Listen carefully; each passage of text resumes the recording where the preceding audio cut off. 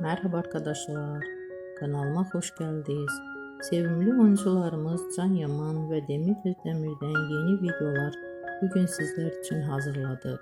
Demet Özdemir sana bir sır vereceğim. Kurt Seyit, Şura ve Çilek Kokusu dizisinde rol almış ve herkes tarafından çok beğenilmiştir.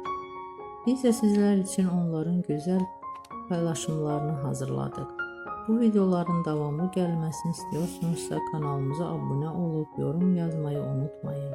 Bizden bu kadar. Herkese teşekkür ederiz. Hoşça kalın.